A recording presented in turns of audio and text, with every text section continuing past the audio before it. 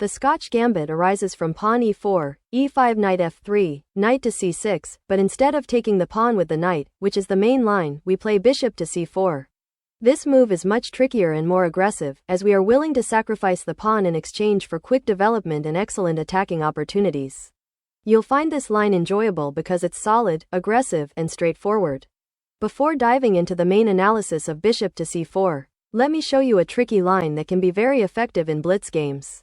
While bishop to c4 is the primary focus of this video, this alternative line, knight to g5, can catch opponents off guard. It's not something I would recommend against expert-level players, but against beginner to intermediate opponents, especially in blitz, it can work wonders. Here's the idea. After playing knight to g5, your opponent might be tempted to respond with h6, trying to drive your knight away. Instead of retreating, you sacrifice your knight with knight takes f7. When they recapture, you follow up with a check by playing bishop to c4, creating a dynamic and dangerous position for your opponent to handle. By sacrificing the knight, you've successfully lured black's king away from safety. If they try to return it to safety with king to e8, you can immediately play queen to h5, delivering a checkmate reminiscent of the scholar's mate. This is a fantastic tactic that works even against relatively strong opponents.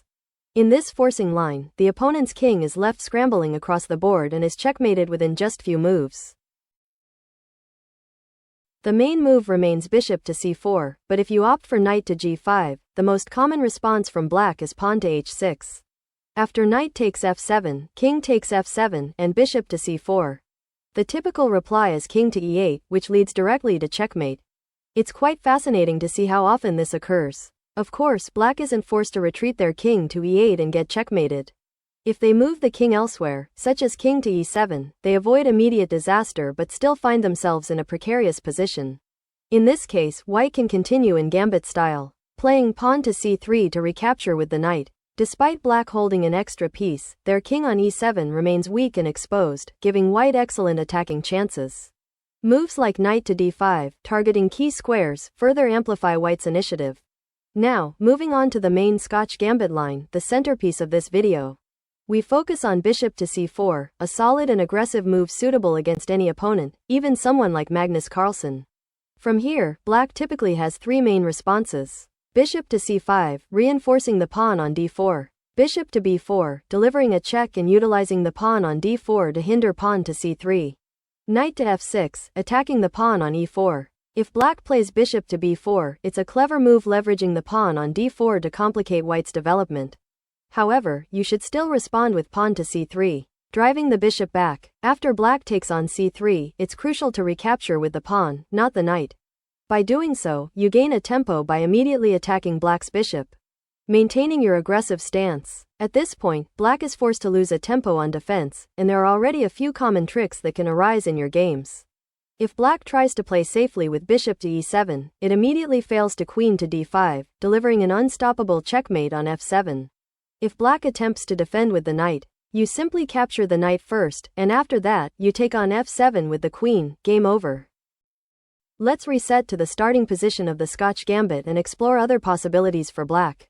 After bishop to b4, pawn to c3, and the exchange of pawns, black might decide to move their bishop to c5, a natural-looking move that is, in fact, a mistake. Here, you have a nice tactical opportunity. Play bishop takes f7. After king takes f7, you follow up with queen to d5, delivering a double attack on black's king and the bishop. On the next move, you'll regain your lost piece, but now black's king is exposed, giving you a strong initiative. Without the ability to castle, black is left with long-term problems regarding their king's safety. While the material remains equal, this gives you a significant advantage in the position. Now, let's return to the Scotch Gambit's starting position to explore other possibilities for black. We've seen that bishop to b4, although a tempting idea, isn't the best option for black. However, some opponents will undoubtedly try it. Another move you'll frequently encounter is bishop to c5, where black aims to transition into an Italian game or something similar. In this case, you can still take advantage of the great attacking potential of your bishop on c4. Incidentally, this move aligns closely with another opening called the bishop's opening, where white places the bishop on c4 as early as the second move. Returning to the specific position after bishop to c5, you can apply a similar tactical motif to the one we just discussed. Play pawn to c3, offering the gambit pawn. If black captures, expecting you to recapture with the knight, you can instead employ the same tactical idea for a powerful initiative. After bishop takes, the queen comes out, and you grab the bishop. However, before doing so, it's crucial to insert an intermediate check on h5. Why is this important? Let's break it down. When black responds with pawn to g6 to block the check, you then capture the bishop on c5. The difference becomes clear if black takes the pawn on b2 and you recapture with your bishop. Now, black's pawn is on g6 instead of g7, which opens up a problematic diagonal for black. This creates a long-term weakness, as the light-squared diagonal becomes a major liability. To avoid losing their rook to your bishop, black's only option is to play knight to f6. You then castle, and it becomes evident that black is in serious trouble. If they try pawn to d6 to push your queen away, you simply play queen to c4. While queen to g5 is also strong, queen to c4 is simpler and more effective. From here, you centralize your queen, maintain pressure along both diagonals, and prepare to break through in the center with pawn to e5, directly targeting black's exposed king. Black might try rook to f8 to escape the bishop's attack. In response, you play rook to e1, further reinforcing your plan to play pawn to e5. At this point, black's position becomes extremely precarious. If black attempts something like bishop to g4, you can push pawn to e5, breaking through their defenses. After the trade, you'll have a decisive position. Moving your bishop will deliver a discovered check, leaving black's king exposed and their position in complete disarray. There is nothing black can do to stop your attack. Additionally, you're targeting multiple black pieces all over the board, leaving them in a completely losing position. Let me also show you another common attacking idea. Let's rewind a few moves to before black played bishop to g4. Suppose black instead moves their queen to e7, intending to play bishop to e6 to push your queen away. In this case, you simply continue with knight to c3. After bishop to e6, there's no need to retreat your queen.